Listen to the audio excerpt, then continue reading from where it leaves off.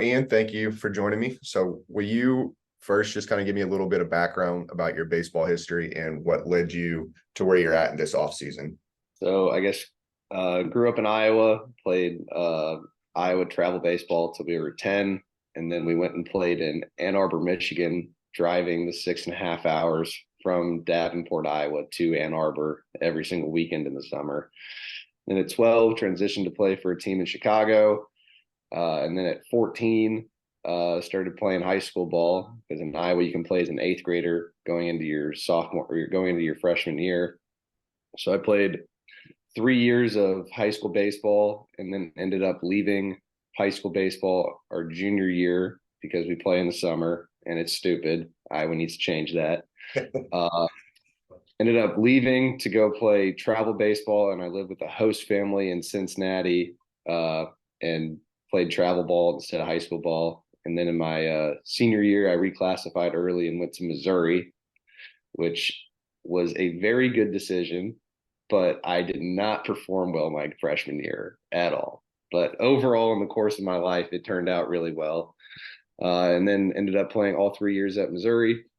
Was drafted by the St. Louis Cardinals, and then I've spent a few off seasons in Jupiter, Florida, and then I'm currently in Scottsdale, Arizona, living with one of my former college roommates, who's signed a free agent deal with the Phillies this year. I first introduced you to posture therapy. What was your first initial kind of thoughts and reactions to Skepticism, it? Absolutely. skepticism. Okay, so elaborate on that for me. What were your kind of thoughts about it? Oh, I mean, when I think posture, like if you have bad posture, my head immediately goes to scoliosis. Mm-hmm. And like grandmas that are like completely rounded or guys that are like have traumatic injuries that are like this, not like little minute details of how your hips internally rotated and your ankle is throwing your knee into valgus load. So that's why your knee hurts. Like Mm-hmm. that thought process is just weird to me. Like that's not what I think of when I think of posture. Mm-hmm. But it took some getting used to and some conversations between us to actually change my perception on the word posture away from scoliosis. Yeah, absolutely. And I think that was kind of my thing when I first found out about it was is like what is posture? Like I have no idea what this is. I did two exercises and my body feels completely different, but what actually happened here?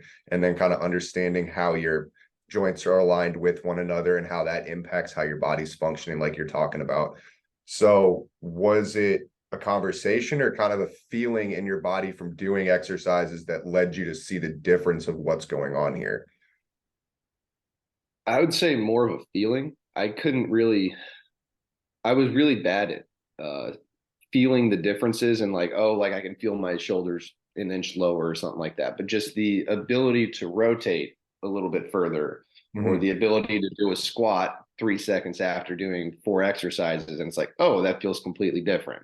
Mm-hmm. I was bad about feeling the physical differences, but the differences in movement patterning, I would say, were definitely more key. You kind of describe posture to somebody who has no idea what it is? And would you recommend that to other athletes and people who are interested in trying something out that's different? So I would say that posture, when I'm explaining it to people that don't know anything about it, is I tell them that it's kind of hands-off PT work. You're able to get a lot of benefits without having to do a ton of like little minute exercises. Your body's put into positions and you're forcing yourself to realign back to the perfect T structure is what I kind of say. Like you want your shoulders to be in line, you want your hips to be in line. So if you drew a grid, we want everything to be in perfect alignment. So you're using your own body weight to put yourself back into a perfect line.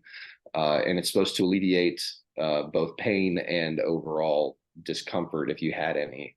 But moving on to the athlete side of it, Mhm. I'd say that you have nothing to lose and everything to gain from it. It's not going to Okay. hurt you. Uh, I mean, it can only help. So it's worth a shot. What do you feel like current younger guys or high school and college guys are struggling with most mechanically? And do you feel like posture would clean up some of those issues? I mean, again, one of those things that you have nothing to lose and everything to gain. So I would say yes, it'll most likely help you. Can't guarantee that because nothing's guaranteed in life. But yeah, I would say that it could help you. I mean, I don't know about younger guys, but for me, it's always been the back leg hip load drive to extension. My Hmm. back leg has never been what I would say incredible.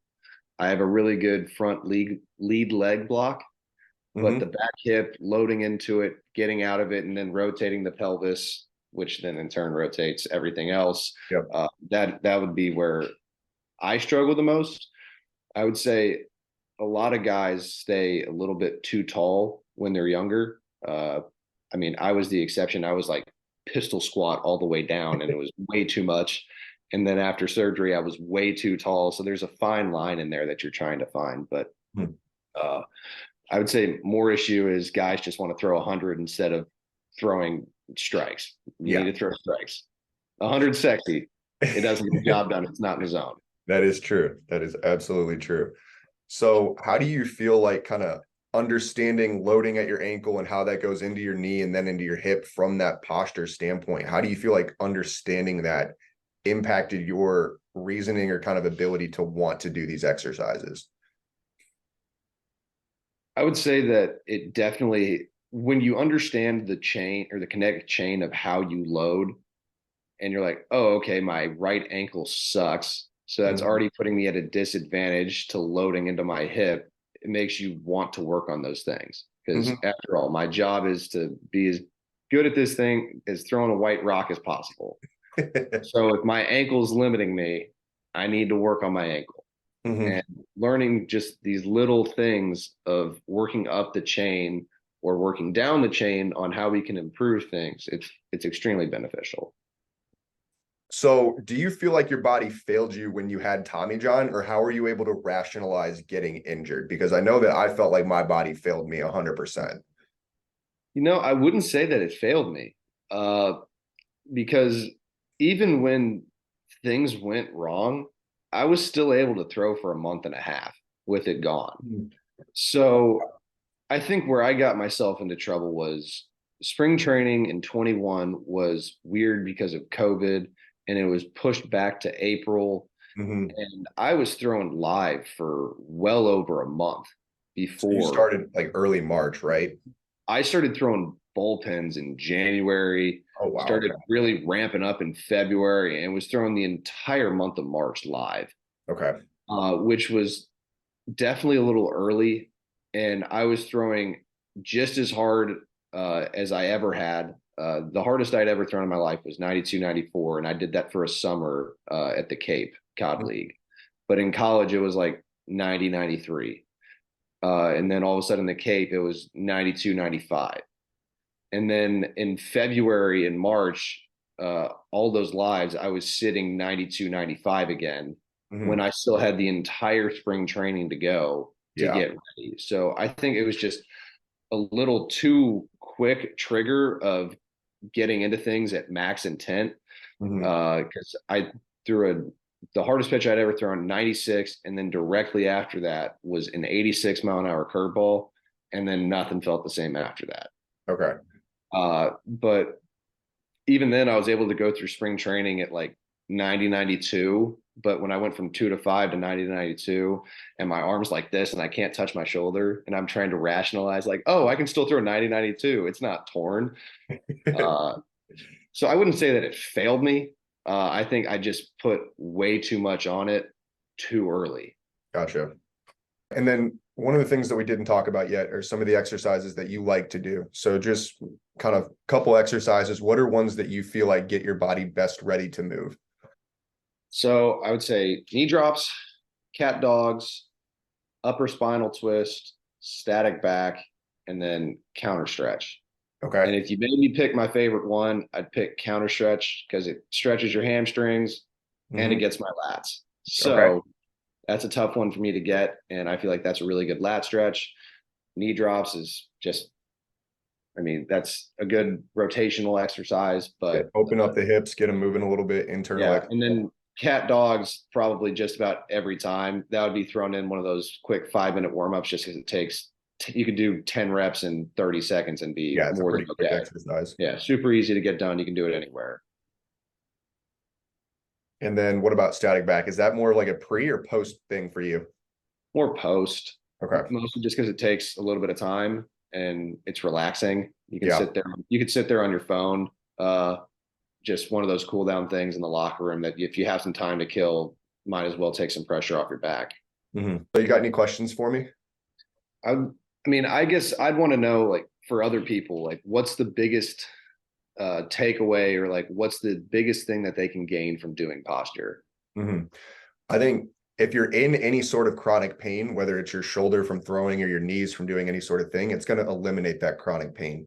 But if you don't have pain, it's going to increase your athletic performance. So by getting your hips to work better, like Ian was talking about with internal and external rotation, that's only going to make your hips more powerful or more willing or able to accept load and force to then transfer it. Because if you're asking the wrong muscle group to do a job for a larger muscle group, it's going to lead to inefficiencies. And if you have inefficiencies going from the bottom of the chain to the top, you're leaking power. So if you are able to cut down those leaks, you're able to move more efficiently, move more explosively, and see the results that you want to see, whether that's increasing your velocity or being able to stay into that back leg longer so that you can keep your weight back on a breaking ball. There's a bunch of different avenues to success that we're looking at, but giving your body just that fraction of a space to have more room for air is only going to lead to you having increased performance.